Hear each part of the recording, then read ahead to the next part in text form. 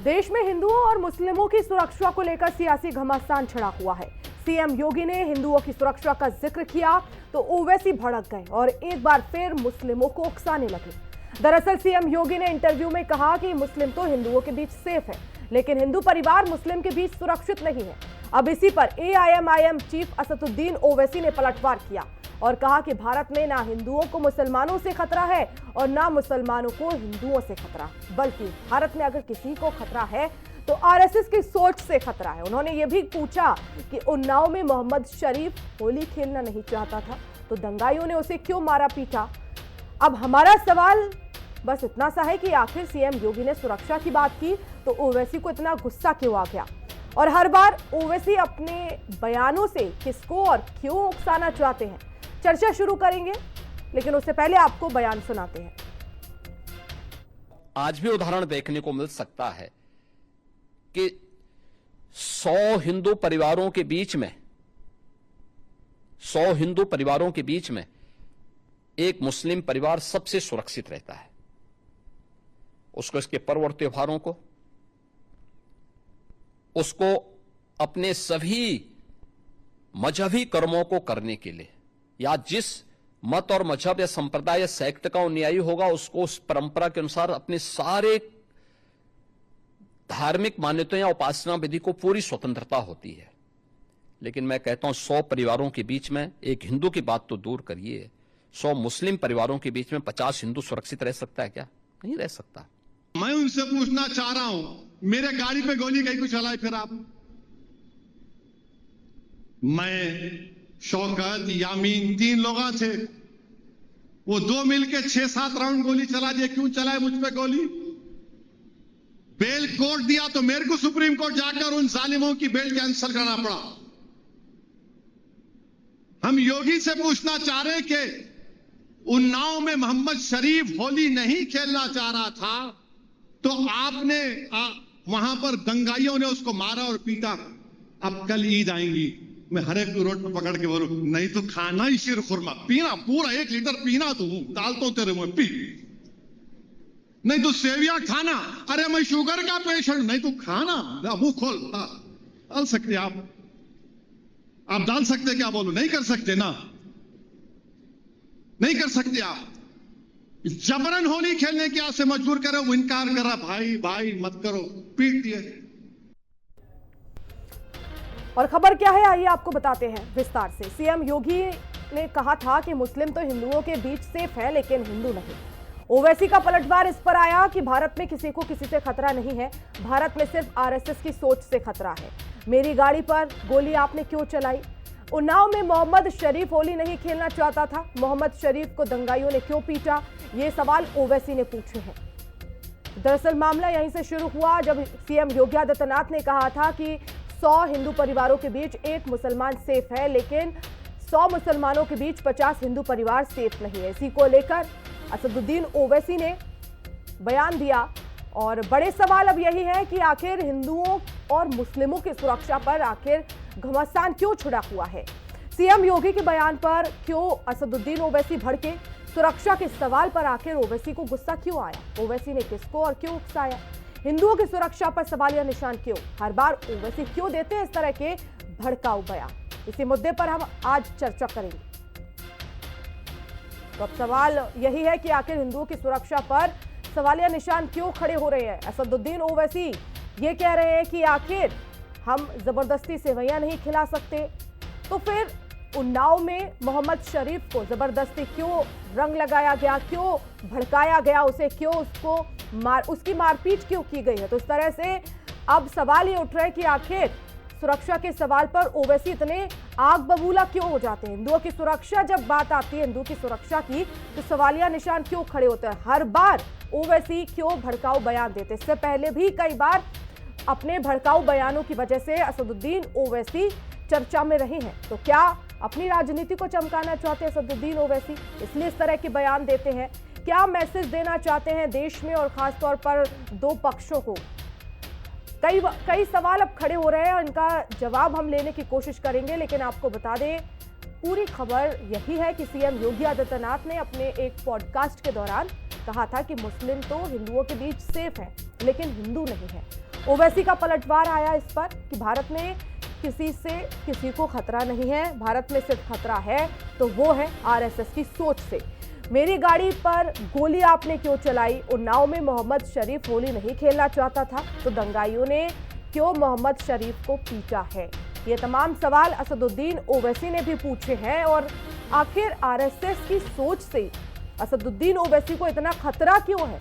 क्योंकि असदुद्दीन ओवैसी कह रहे हैं कि भारत में सिर्फ आरएसएस की सोच से खतरा है, लेकिन लग तो ऐसा रहा है कि असदुद्दीन ओवैसी को ही आरएसएस की सोच से खतरा है। तो बयानबाजी इस पर हो रही है, राजनीति भी तेज हो गई है। अब कहीं ना कहीं ये पूरा ही मामला तूल पकड़ता हुआ भी दिख रहा है, क्योंकि सीएम योगी आदित्यनाथ ने जब ये बयान दिया अपने पॉडकास्ट के दौरान तो इसको लेकर कहीं विपक्ष ने निशाना साधा। अब ओवैसी भी इसमें जो है इस कतार में आ गए हैं। और चलिए हम चर्चा की शुरुआत करेंगे। हमारे साथ खास मेहमानों का पैनल जुड़ गया है, परिचय करा देती हूँ। गौरव मिश्रा जी हमारे साथ जुड़ गए हैं, भारतीय जनता पार्टी के नेता हैं। और हमारे साथ जुड़ गए हैं स्वामी दिव्यानंद महाराज जी, हिंदू धर्मगुरु हैं। स्वागत करती हूँ आप दोनों का ही। और शुरुआत स्वामी दिव्यानंद महाराज जी आप ही से करना चाहूंगी। असदुद्दीन ओवैसी कह रहे हैं कि भारत में किसी से किसी को खतरा नहीं है, अगर खतरा है तो सिर्फ आरएसएस की सोच से। जी ठीक है। अगर भारत को खतरा है तो ओवैसी ऐसे लोगों से खतरा है, और सिर्फ हिंदुओं को नहीं मुसलमानों को भी खतरा है। तो ओवैसी जैसे लोग से खतरा है, क्योंकि ये खुलेआम 15 मिनट वाली बात बोलते हैं। पूरा दुनिया जानता है कि इनका वक्तव्य क्या है, और ये हमेशा टाइम टू टाइम समय समय पर मुस्लिम युवकों को ये भड़काने की चेष्टा करते हैं कि किस प्रकार से ये होता है। इसीलिए किसी प्रकार की खतरा हिंदुओं से तो पूरा विश्व जानता है, सिर्फ हम ही बोलने वाले हैं सनातन की जय हो और विश्व का कल्याण हो। मैं सिर्फ नहीं बोलता हूं कि मेरा कल्याण हो, बोलता हूं विश्व का कल्याण हो। ये सिर्फ हम बोलने वाले, हम ही बोलने वाले वसुधैव कुटुंबकम। इसलिए हमारे यहाँ से किसी को खतरा नहीं है। और ये जो श्रीमान जी बोलते हैं आरएसएस, तो आरएसएस के कारण आप पाकिस्तान से भी बचे हुए हो, उन्हें भी सोचना पड़ता है। और आरएसएस तो वो है कि अपने कंधे पर रख के खुद को पानी पे लेट पे, और किसी प्रकार के अगर कोई हादसा कोई आपदा आती है तो एक टांग पर खड़े होते हैं खुद को खतरे पे डाल के। पर ये कितनी जगह किसी भी आपदा में इनका किस प्रकार की भागीदारी रही है, हिस्ट्री में कहीं एक भी कोई नाम दर्ज है क्या? 15 मिनट के अलावा, भड़काऊ के अलावा ओवैसी का कोई काम नहीं रह गया है। इसीलिए पूरा देश समझ गया इनको, इनकी दुकान बंद होने वाली है। ऐसे लोगों को सुनना नहीं चाहता है, हिंदू नहीं मुस्लिम समाज भी नहीं चाहता है। सभी इसके नाम से लोग घृणा करते हैं, इसलिए ये बात कहने की आवश्यकता बिल्कुल नहीं है। ठीक है महाराज जी। गौरव मिश्रा जी, क्या असदुद्दीन ओवैसी को आरएसएस की सोच से खतरा है? बल्कि वो ये कह रहे हैं कि भारत को ही खतरा है आरएसएस की सोच से। ऐसा क्या है आरएसएस की सोच में? देखिए, आरएसएस की सोच उसके खिलाफ है जिसके वंशज हैं असदुद्दीन ओवैसी। असदुद्दीन ओवैसी रजाकारों के वंशज हैं, वो रजाकार जिन रजाकारों ने 1.5 लाख से अधिक हिंदुओं का कत्लेआम कराया। कभी मोपला कांड में हिंदुओं का कत्लेआम हुआ, कभी नोआखाली में हिंदुओं का कत्लेआम हुआ, कभी कश्मीर में कत्लेआम हुआ, कभी चितपावनी ब्राह्मणों का कत्लेआम हुआ। सभी कत्लेआम में इनके हाथ रंगे हुए हैं, इनके पैर भी सने हुए हैं। और आज भी सही कहा महाराज जी ने, 15 मिनट की ये बात करते हैं। तो इनको आरएसएस से खतरा इसलिए दिखाई देता है कि जो हिंदुओं की जो सोई हुई चेतना है, जो सदियों से कुचल के रखा गया था, उस चेतना को जागृत करने का काम आरएसएस करता है। भारतीय जनता पार्टी उनकी लड़ाई को लड़ने का काम करती है, इसलिए इन्हें खतरा दिखाई दे रहा है। जो 1950 में देश जब आजाद हुआ था, उस समय जिनकी आबादी महज 8% थी, आज वो बढ़कर के अगर 15% हो गए हैं। आप बताइए, हिंदुओं की आबादी जो 85% थी, वो घट करके 77% हो गई है। तो खतरा किसको है? खतरा दरअसल बहुसंख्यक समाज को है। पश्चिम बंगाल की डेमोग्राफी बदल गई, झारखंड की डेमोग्राफी बदल गई, जम्मू कश्मीर की डेमोग्राफी बदल गई, केरल की बदल गई, तमिलनाडु की बदल गई। इनको खतरा अपने ऊपर दिखाई देता है।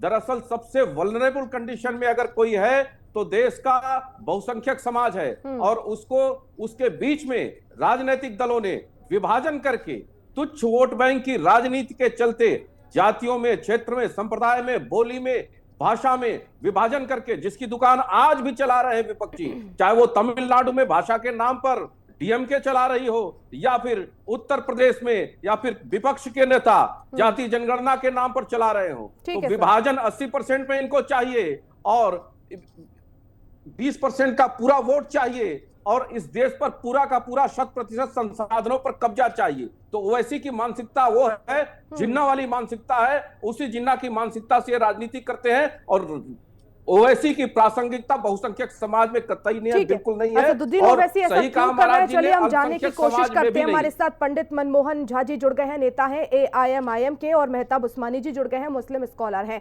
आप दोनों का भी स्वागत करती हूं। मनमोहन झा जी, आप ही से जानना चाहूंगे, आखिर असदुद्दीन ओवैसी को ऐसा क्यों लगता है कि भारत को RSS की सोच से खतरा है? RSS तो समाज कल्याण के लिए काम करती है, हर एक वर्ग के लिए काम करती है, खुद सीने पर गोली खाती है और सबको सेफ रखती है, तो RSS की सोच से किसको खतरा है? वर्षा जी, सबसे पहले तो आपके चैनल के माध्यम से जितने भी पैनलिस्ट बैठे हैं और तमाम हिंदुस्तानियों को आने वाले हिंदू नववर्ष, चैत्र नवरात्रि एवं ईद उल फितर की हार्दिक शुभकामनाएं, बहुत बहुत बधाई देता हूं। और जहां तक रही बात बैरिस्टर असदुद्दीन ओवैसी साहब का कहना कि भाई यहाँ हिंदुस्तान में न हिंदू से मुसलमान को खतरा है, न मुसलमान से हिंदू को खतरा है। अगर खतरा है तो RSS की सोच से है, खतरा है तो नाथूराम गौडसे जैसे लोगों के विचारों के मानने वाले लोगों से है, खतरा उनसे है जो अंध भक्ति में लीन हो चुके हैं और सिर्फ उनको जो है हिंदू और मुसलमान नजर आता है। और बड़ी बारीकी से हमारे भाजपा के भाई कह गए कि असदुद्दीन ओवैसी साहब जिन्ना के पैटर्न पे चल। अरे जिन्ना का नाम तो सारे दिन में 500 बार आप भारतीय जनता पार्टी के लोग लेते हो। जब चुनाव आता है तो आपको पाकिस्तानी याद आता है, क्योंकि आप नहीं चाहते हो कि हिंदुस्तान की आवाम आपसे आपके किए हुए वादे पे सवाल कर दे। तो आपके लिए सॉफ्ट टारगेट हो गया है। हिंदू जो है, जैसे मछली को पकड़ने के लिए चारा की आवश्यकता होती है, उसी प्रकार से हिंदू वोट के मतों को लूटने के लिए भारतीय जनता पार्टी को मुसलमानों की आवश्यकता होती है। वरना हम हिंदू और मुसलमान कल भी एक थे, आज भी एक हैं और आगे भी एक रहेंगे। क्या उन्होंने गलत कहा? ठीक है सर। मेहताब उस्मानी जी, क्या लग रहा है RSS की सोच से भारत को खतरा है? असदुद्दीन ओवैसी कह रहे हैं कि ना तो हिंदुओं को मुसलमानों से खतरा है, ना मुसलमानों को हिंदुओं से खतरा है। आबादी अगर हम बात करें तो लगातार बढ़ रही है मुसलमानों की और हिंदुओं की आबादी घट रही है, लेकिन खतरा RSS से बता रहे हैं मेहताब उस्मानी जी। देखिए उनकी सोच से, हर उस सोच से खतरा है जो देश को तोड़ने की बात करेगी। कोई भी हो, चाहे वो कोई RSS हो, जो BHP हो, जो भी संगठन हो, हमें उससे कोई मतलब नहीं है। तो उन्होंने किसी का नाम नहीं लिया मेहताब उस्मानी जी, RSS का साफ तौर पर नाम लिया है, सिर्फ RSS का नाम लिया। इसलिए मैं आपसे सवाल कर रही हूँ कि आखिर RSS की सोच में ऐसा क्या है? मैं बता तो रहा हूँ, मुझे उस सोच से कोई मतलब नहीं, मुझे संगठन से कोई मतलब नहीं। मैं तो सिर्फ ये कहना चाहता हूँ कि मुझे उस सोच से नफरत है जो देश में नफरत का माहौल बना के दो धर्मों के बीच में दूरी पैदा करने की कोशिश करता है, कोई सा भी धर्म हो। अब आप मुझे एक बात बताइए, क्या सिर्फ देश में मुस्लिम ही रहता है क्या? नमाज पे पाबंदी लगेगी, छतों पे नमाज पे पाबंदी लगेगी, आप लाउड स्पीकर नहीं बजा सकते, आप सड़क पे नहीं चल सकते, आप सड़क पे नमाज नहीं पढ़ते। कौन सा हिंदुस्तान का ऐसा धार्मिक आयोजन है जो सड़कों पे नहीं होता? किस धर्म का मुझे बता दिए। सिखों का नगर कीर्तन निकलता है, पूरी सड़क जाम होती है। कांवड़ यात्रा निकलती है, पूरी सड़क जाम होती है। तो सिर्फ एक धर्म को टारगेट लेके आप क्या चाहते हो कि मुसलमानों के नाम पे हिंदुओं को डरा के आप वोट बैंक बना लोगे क्या अपना? है? अरे 13% मुसलमानों से आप 100% डराने की कोशिश कर रहे हैं। 100% हिंदुओं को डराने की कोशिश कर रहे हैं। किस नाम से? सिर्फ हमारे नाम से। आखिर जब हिंदुस्तान का मुसलमान चुप और खामोश बैठा है, किसी तरीके की कोई एक्टिविटीज नहीं कर रहा, किसी तरीके की कोई विरोध नहीं कर रहा, तो आप जबरदस्ती कि आप बैल मुझे मारे कहावत होती है ना, कि वो वाली कहावत आप पूरी कर रहे हैं। क्यों कर रहे हैं भाई? आप चाहते क्या हो देश में? या तो आप खुलेआम कह दो मंच से, माननीय प्रधानमंत्री जी कह रहे हैं कि हमने मुसलमानों को देश में नहीं रखना। मेहताब उस्मानी जी, लेकिन नाम लेकर बात करिए ना। आपको लग रहा है कि आखिर पर्टिकुलर कोई ऐसा काम कर रहा है तो उसका नाम लेने में क्या तकलीफ है? मैडम देखिए, ये सरकार को भी पता है कौन काम कर रहा है, ये हिंदुस्तान के हर आदमी को पता है। लोग डरते क्यों है नाम बताने से, ये भी मैं बता देता हूँ आपको, कि कल को हमारे ऊपर ईडी की जांच ना बैठ जाए, कल को हमारे ऊपर CBI की जांच ना बैठ जाए, कल को हमारे घर पे पत्थरबाजी ना हो जाए, कल को जब सांसद सेफ नहीं है, आप बताइए ना, सांसदों के घर पे पत्थरबाजी हो जाती है तो आप तो आम नागरिक हैं, हमारा क्या हाल करेंगे लोग? तो लगाम ही नहीं है, कहीं भी पत्थरबाजी हो रही है, कोई किसी की गाड़ी तोड़ रहा है, कोई किसी के घर में मारपीट कर रहा है। देश में कैसा माहौल चल रहा है समझ ही नहीं आ रही बात। ठीक है सर, आखिर ये देश को संभालेंगे कैसे, ये समझ नहीं आ रही मेरी बात। ठीक है महाराज जी, वो कह रहे हैं कि सिर्फ एक ही धर्म ऐसा बचा है क्या, बाकी धर्मों के जगह जगह पर चल समारोह निकलते हैं और ईसाइयों का निकलता है, लेकिन जब इस तरह से कहीं ईद आती या कुछ इस तरह से होता है तो पाबंदी लग जाती है, नमाज नहीं पढ़ सकते, छतों पर नमाज नहीं पढ़ सकते, लाउड स्पीकर नहीं लग सकते। बाकी धर्मों के लिए कोई रोक टोक नहीं है महाराज जी। नमाज पढ़ने के लिए है, नमाज पढ़ने के लिए मस्जिद है ना, स्थान वही पढ़ी जानी चाहिए। सर नगर कीर्तन करने के लिए भी तो घर है ना, अचानक से घर है, उसमें कीजिए ना, सड़कों पे सुनने की हिम्मत रखे, पहले सुनने की हिम्मत रखे। जिस प्रकार आपने एग्जांपल दिया कि सिखों का भी नगर कीर्तन निकलता है, हिंदुओं का भी निकलता है कांवड़ यात्रा, आपका भी ताजिया निकलता है, हमने कभी नहीं रोका, लेकिन नमाज क्यों पढ़ेंगे फिर? हर मंगलवार को हम भी हनुमान चालीसा पढ़ने लग जाए क्या? सड़क है ना, किसी प्रकार की कोई दुर्घटना हो सकती है, फायर ब्रिगेड का काम आ सकता है, बच्चे स्कूल से आ सकते हैं, एम्बुलेंस पे रुक सकता है, यहाँ तो फिर आपका फिर काम वो तो इबादत से ही नहीं हुआ। अगर किसी की मतलब सारे काम सिर्फ हमारे आयोजन में होंगे। अगर हम अपने घर की छत पे नमाज पढ़ रहे हैं तब बच्चे कहाँ से आ जाएंगे, कौन सा ट्रैफिक चल जाएगा? आप मुझे एक बात बताइए, अगर हम घर की छत पे 20 आदमी नमाज पढ़ रहे हैं तो कौन सा ट्रैफिक चल रहा है हमारी छत पे, कौन से बच्चे वहाँ घूमने के लिए आ रहे हैं, कौन सी हम सरकारी गिरदा डाल रहे हैं? ये सवाल उनसे ले लेती हूँ। महाराज जी वो ये कह रहे हैं कि आखिर छतों पर नमाज पढ़ने से क्या दिक्कत है? छतों पर तो कोई एम्बुलेंस नहीं आएगी, कोई बच्चे नहीं आएंगे। छतों पे अचानक से एक व्यवस्था बनाकर, हमारे यहाँ तो पापड़ और आलू के चिप्स मिलते हैं, अचार मिलते हैं, उनके छतों पे रोड़े कहाँ से आ जाते हैं अचानक? ट्रक के ट्रक, ट्रैक्टर का ट्रैक्टर। तो फिर सावधानी तो प्रशासन को बरतनी पड़ेगी ना। हमारे यहाँ तो नहीं आते हैं, अपनी नाकामी को छुपाने के लिए सरकार की जो मंशा है वही प्रशासन कर रहा है। मनमोहन झा जी, ये प्रशासन की तरफ से कहा जाता है कि जब छतों पर नमाज पढ़ी जाती है, कुछ ऐसे जर्जर घर होते हैं, वहां पर अगर ज्यादा संख्या में लोग जाएंगे तो उधर कोई हादसा हो सकता है, सेफ्टी पर्पस से कहा जाता है कि आप छतों पर नमाज मत पढ़िए। कई सारे उदाहरण हैं जहां पर लोगों को लगता है कि ये तो पक्की छत है, यहाँ पर कुछ दिक्कत नहीं होगी, और वहां पर छत की छत ढह जाती है, फिर आप ही लोग सवाल उठाते हैं। मनमोहन झा जी कहीं सवाल नहीं उठाते, कहीं सवाल, वास्तविकता तो यह है कि प्रशासन अपनी नाकामी को छुपाने के लिए, प्रशासन अगर चाहे, जिस तरीके से हम कांवड़ यात्रियों को फूल बरसाकर उनकी सेवा कर उनके यात्रा को सुगम बनाने का कार्य करते हैं, हम अपने जो भी हमारे धार्मिक कार्यक्रम हो, चाहे सिख समुदाय का हो या हमारा हो, उसमें हम सब बढ़ चढ़ करके हिस्सा लेते हैं, प्रशासन भी हिस्सा लेता है। उसी प्रकार से अगर प्रशासन चाहे या ना चाहे, अगर सरकार चाहती, माननीय योगी आदित्यनाथ जी अगर निर्देश देते कि चलो ठीक है भाई, अगर मस्जिद में भीड़ ज्यादा होती है, अगर उनके पास जगह की व्यवस्था है तो जगह की व्यवस्था करे, वहां पे हिंदू और मुसलमान प्रशासन खड़ा होकर के उनको नमाज पढ़ाए, कितना बढ़िया संदेश जाएगा हमारे देश से, ये बताएं। ठीक है गौरव मिश्रा जी, बताइए ऐसा कर सकते हैं? टारगेटेड, ऐसा क्यों नहीं हो सकता? मुस्लिम गौरव मिश्रा जी जी पूछिए। जी वो ये कह रहे हैं कि प्रशासन आखिर ऐसी व्यवस्था करे ना, अगर मस्जिद में जगह नहीं है तो कहीं ऐसी व्यवस्था करे जहां पर प्रशासन भी मौजूद हो और मुस्लिम जो है वो अपना नमाज भी अच्छे से अदा कर ले। एक संदेश क्यों नहीं देते योगी आदित्यनाथ? हाँ, ऐसा तो किया गया, बहुत जगहों पर किया गया। खुले स्थान पर, एक खुले फील्ड में बहुत जगह प्रशासन ने ऐसी व्यवस्था कराई है। लगता है इनको जानकारी नहीं, जानकारी लेना चाहिए। उन छतों पर ही केवल प्रतिबंध लगाया जो जर्जर थे और जो संवेदनशील थे, जहां से किसी प्रकार के दुर्घटना की आशंका थी, माहौल खराब होने की आशंका थी, वहां पर प्रतिबंध लगाया गया। मुझे लगता है कि ये उन्माद के लिए व्याकुल क्यों रहते हैं? इन्हें माले गनीमत चाहिए। इन्हें 37% सभी योजनाओं में 40%, 25%, सबसे ज्यादा लाभार्थी भी इन्हीं के वर्ग से रहेंगे और कानून का उल्लंघन भी सबसे ज्यादा करने के लिए आमादा यही रहेंगे।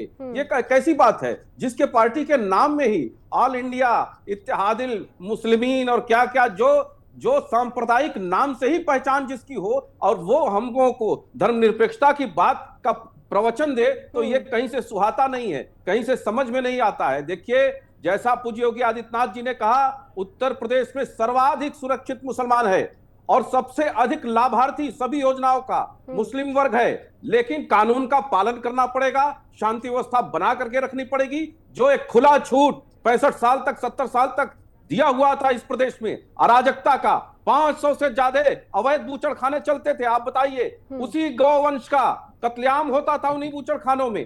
कौन कराता था?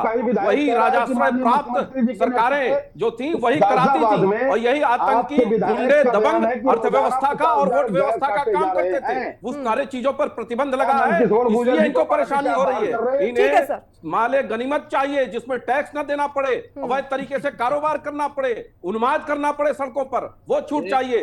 वो छूट नहीं मिलेगी, उसके लिए चाहे कितनी भी पीड़ा हो। यही लॉजिक दिखा के आप पब्लिक को डराते हैं नेताजी। यही पब्लिक डरना ही चाहिए। कानून का उल्लंघन करोगे तो डरना ही चाहिए। कानून का उल्लंघन करने पर डरना ही चाहिए मौलाना। इसमें कहीं कोई महाराज जी सवाल मेरा आपसे यही है, क्योंकि महाराज जी कुछ बोलना चाह रहे हैं। महाराज जी, सीएम योगी आदित्यनाथ ने जब ये बयान दिया, अच्छी बात कही कि किसी को किसी से खतरा नहीं है और मुसलमान ज्यादा सेफ है, लेकिन आखिर असदुद्दीन ओवैसी की क्या सोच है कि वो इस तरह से बयान दे रहे हैं कि आरएसएस की सोच से उन्हें खतरा है, सारे भारत को खतरा है। लेकिन ये तो भारत को अभी तक तो आरएसएस से ऐसा कोई खतरा नहीं हुआ, लेकिन असदुद्दीन ओवैसी का इसी पर क्यों बयान आया? क्यों वो बार बार आरएसएस को ही कटघरे में खड़ा करते? कई बार देखा है महाराज जी। आरएसएस से इन्हें जलन इसलिए होती है ना कि हम राष्ट्रवाद का काम करते हैं। इन्हें राष्ट्र से कोई लेना देना नहीं है, इन्हें भड़काना है, देश में दंगे करवाना है। ऐसे लोगों को तो आरएसएस से हो गई। पैनल में बैठे बाकी विद्वान भी है, बड़ी जी, इनसे भी जानना चाहूंगा, ये तो स्वयं एक ब्राह्मण परिवार से आते हैं, आरएसएस से आपको भी खतरा लगता है क्या? आरएसएस किसी भी प्रकार के आपदा में जो सेवा करती है, कभी आईएमएम के लोग भी कभी कोई आपदा में खड़ा हुआ है क्या? आज के पैनलिस्टों को देख के एक बात याद कर रही है कि किसी देश में कसाब के लिए भी वकील मिल गए थे। वकील मनमोहन झा जी, मैं आ रही हूँ आपके पास, बीच में नहीं, बीच में इंटरप्ट मत कीजिए। हो सकते हो तो यहाँ भी उन्हें खतरा क्यों लगता है, मैं आपको स्पष्ट जवाब देता हूँ। एक बार हमको 5-10 सेकंड का समय। जी जी, गौरव मिश्रा जी रखिए अपनी बात। देखिए, ओवैसी जी को खतरा इसलिए लगता है कि आज आपके इसी पैनल में पंडित मनमोहन झा जी बैठे हैं। आरएसएस यदि काम करेगी तो उन्हें पंडित मनमोहन झा नहीं मिलेंगे। विभाजन करने के लिए हिंदुओं में जो वो कारोबार कर रहे हैं, जिसमें उनको सफलता प्राप्त हो रही है, फूट डालो राज करो की जो राजनीति कर रहे हैं, वो उसका मौका नहीं मिलेगा, उसका अवसर नहीं मिलेगा। राष्ट्रवाद पनपेगा, इस देश के लिए समर्पित लोग पनपेंगे, और समाज में विभाजनकारी मानसिकता के लोग राजनीति नहीं कर पाएंगे। इसलिए ओवैसी को खतरा दिखाई देता है सबसे बड़ा, क्योंकि कल इस पैनल में एआईएमआईएम के तरफ से बैठते हुए पंडित जी नहीं दिखाई देंगे। ये मनमोहन झा जी इस पर कुछ कहना चाहिए? लगते हैं शहनवाज हुसैन, मुख्तार अब्बास नकवी क्यों है आपके साथ? अरे हम तो एपीजे कलाम को पूछते हैं भाई, हम तो मेजर उस्मान को पूछते हैं, हम तो वीर अब्दुल हमीद को पूछते हैं, हर उस राष्ट्रवादी व्यक्ति को पूछते हैं जिसने देश के लिए अपना योगदान दिया है। लेकिन ओवैसी ने क्या किया, उनके पूर्वजों ने गौरव मिश्रा जी, अब सुन लेते हैं मनमोहन झा जी को, उसके बाद मुझे उस्मानी जी के पास भी जाना है। महाराज जी की बातों का मैं जवाब दूं। इन्होंने कहा कि क्या एआईएमआईएम वालों ने कभी किसी की सेवा की? सबसे पहली जानकारी मैं आपको दूं महाराज जी कि जब केदारनाथ में आपदा आया था ना, करोड़ों रुपए का मेडिसिन ऑल इंडिया मजलिस इत्तेहाद मुस्लिमीन के राष्ट्रीय अध्यक्ष ने भेजा, उसका ढोल नहीं पीटा। जब बिहार में आपदा आई बाढ़ की, कई करोड़ के राशन सामग्री बांटे, कोई ढोल नहीं पीटा हमने। आज गाजियाबाद में भी अब तो राशन कई घरों को चूल्हे जलाने का पहले 20,000 करोड़ की संपत्ति जो उनके पास है वक्फ बोर्ड नहीं पिटते महाराज, उसको छोड़ दें। पहले हजारों करोड़ की संपत्ति जो लेकर के बैठे हुए उसे छोड़ दें, जनता के हित में करेंगे और इसमें सभी जाति के लोग होंगे। ठीक है उस्मानी जी। जी जी सुन पा रहे हैं उस्मानी जी? जी जी अपनी बात रखिए उस्मानी जी। एक ही बात बोलते हैं बार बार कि हजारों करोड़ की संपत्ति लेके बैठे हैं, हजारों करोड़ से। भाई एक बात बता दीजिए, क्या एक ही धर्म के पास है क्या देश में संपत्ति? आपके पास नहीं है। आपको ये भी नहीं पता होगा वक्फ में जो संपत्ति होती है वो पर्सनल भी होती है। जैसे मेरी जमीन है, मुझे मस्जिद के लिए देनी है तो मुझे वक्फ करनी पड़ेगी, तो वो मेरी संपत्ति हुई है, सरकार की नहीं है। मैंने अपने पर्सनल पैसे से खरीद के दी है मस्जिद के लिए, वो वक्फ करी है। और दूसरी बात ये, संपत्ति हमारी, जमीनें हमारी, जहाँ पे मजार बनी है, मस्जिद बनी है, जो भी बना है मुस्लिम समुदाय का, वो सब कुछ हमारा है। तो आपको इंटरफेयर करने का क्या मतलब है? किसी मुसलमान ने उठ के ईडन कहा गार्डन कि ये भी मंदिर की आपका, जमीन है, ये संसद इसकी भी जमीन देश है, की ये उसकी आपकी, जमीन है। फिर आपको ऐसी क्या, ऐसी आपको क्या संपत्तियां वक्फ की, उस पे क्लेम किया जा रहा है। गंगा जी की जमीन आपकी, लूट उस खसोट पर वक्फ का क्लेम किया जा रहा है। लूट खसोट लो उसको भी। उसी तरह से उन्होंने भी आपकी क्लेम लूट कर लिया होगा। है क्या? हजारों करोड़ की संपत्ति वक्फ की लेकर के कुछ बैठे छोड़ोगे हुए या हैं, नहीं इसलिए उनको छोड़ोगे देश परेशानी में? हो रही है। ये सब कुछ लूट लोगे? कुछ छोड़ोगे देश में? अरे हम अपने सर पे लेके जाएंगे क्या वो जमीनें? है तो देश में, देश की जमीन। अगर एक बात बताइए, अगर ताजमहल देश में है तो दुनिया देखने आती है। कोई ये नहीं कहता हिंदुस्तान के मुसलमानों को, ये कहता है भारत सरकार का है। हिंदुस्तान में पाकिस्तान किस लिए लिया था? मुसलमानों ने पाकिस्तान बनाया किस है, लिए क्या लिया करा है? था? सिर्फ ये कहते हैं कि हिंदुस्तान में है ताजमहल, लाल किला इसलिए कहते हैं हिंदुस्तान में। 34% आपका भूखंड गौरव भारत बढ़ता है, का हमारा काटा थोड़ी गया बढ़ता था। है। अगर प्रधानमंत्री जी उसका किसी जवाब और देश दीजिए। में जाते ठीक हैं है, ना, महाराज तो जी लोग कुछ ये सवाल पूछते हैं पूछ रहे हैं। ताजमहल महाराज जी एक आपके बार देश फिर में से अपना सवाल पूछिए, कुछ सवाल कर रहे हैं आप?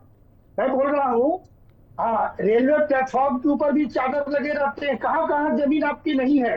कुंभ की जमीन भी तो आपकी हो गई, वहां भी आप दावा ठोकने लग गए कि जहाँ कुंभ लगी वो जमीन हमारी है। अचानक देखिएगा कि प्लेटफॉर्म जहाँ पूरे रेल चलते हैं, रेल के बगल में भी इनकी चादर बिछी है। बाबा जी, अगर आपकी जमीन है तो आप कागज दिखा दो। पाकिस्तान दे दिया, अगर आपकी है तो आप कागज उसके दिखा दो। बाद भी बोर्ड आपकी है तो भूख कागज मिटी नहीं। दिखाएगा, ऐसा तो है नहीं। अगर हमारी है तो हम कागज दिखाएंगे, आपकी है आप कागज दिखा दो। आपकी है तो आप दिखा दो ना कागज। कागज के नाम से छीना झपटी क्यों करते हो? जोर जबरदस्ती क्यों करते हो? उस्मानी जी, लेकिन देखिए वक्फ बोर्ड का नियम तो यही है ना कि जमीन अगर आपने कह दी कि आपकी है तो वो आपकी हो गई, आप तो केस भी नहीं लड़ सकते। जिसने दावा किया आप उसी के पास जाएंगे तो कैसे न्याय मिलेगा? महज 4000 संपत्तियों का कागज है, बाकी सब अवैध हैं, किसी के पास प्रमाण नहीं है। बताइए उस्मानी जी। देखिए ऐसा है मैम, ये जो कह रहे हैं ना कि 4000 कागज, एक वक्फ ने संपत्ति किसी, ये वक्फ ने कहा ये मेरी संपत्ति है, तो वक्फ के बाद प्रूफ होगा ना। ऐसे तो कह नहीं देगा किसी भी संपत्ति को कि मेरी है। मैं तो कह रहा हूँ 1,32,000 में सिर्फ 4000 नेताजी, कोई ना कोई तो प्रूफ होगा ना उसके पास। ऐसे थोड़ी ना कह देगा कि मेरी संपत्ति है। जब उसके पास प्रूफ है, अगर आपके पास है तो आप दिखा दो कि मेरी संपत्ति है।